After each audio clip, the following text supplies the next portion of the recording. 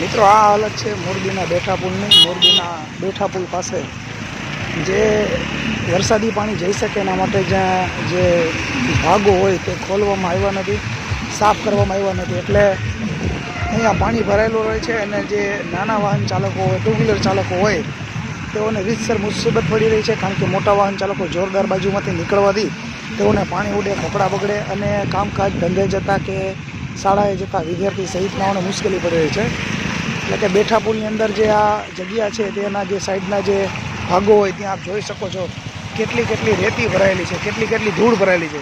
જો આ સાફ કરવામાં આવી હોય તો સાઈડમાં છે હોલ બનાવેલા હોય તો હોલમાંથી પાણી નીકળી જાય, પરંતુ આ કોઈ જાતની સાફ સફાઈ કરવામાં આવી નથી, જેના લીધે આ હાલ બેઠા પુલ ઉપર સમગ્ર જગ્યાએ પાણી ભરેલું છે અને જેના લીધે લોકોને મુશ્કેલી પડી રહી છે।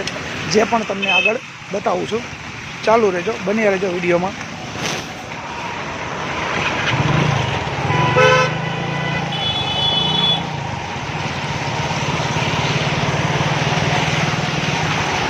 આ હાલત છે મોરબીનો જે બેઠો પુલ છે અત્યારની, કે પુલ ઉપર ઠેર ઠેર આ પાણીના તલાવડા ભરાઈ જાય છે।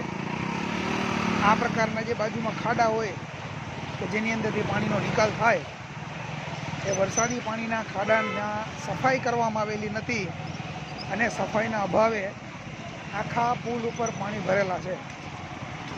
જો આ સફાઈ કરવામાં આવે તો આ પાણીનો નિકાલ થઈ જાય અને પાણી ન ભરાવાથી લોકોને રાહત થાય, પરંતુ આવું કોઈ અહીંયા થતું નથી। આવા સામાન્ય પ્રશ્નો માટે પણ જો લોકો એ પાલિકા પાસે કામની અપેક્ષા રાખવી પડે તો એના સુપરવાઇઝરો, એના કોન્ટ્રાક્ટરો, એના જે તે વોર્ડના અધિકારીઓ જે વોર્ડ નક્કી કર્યા છે એ બધા શું કામ કરે? એને આ નહીં દેખાતું કે આ લોકોને પીડા પડે છે, કે સાઈડમાં જે પાણી જવાના હોલ હોય ત્યાંને સાફ કરવા જોઈએ, કે આ બેઠું નાલું છે ત્યાં આટલું પાણી ભરાય છે મણિ મંદિર પાસે, તો આને એક નાનકડી એમથી ઘીસી મારીને તેને નદી બાજુ પાણી વાળવું કેમ?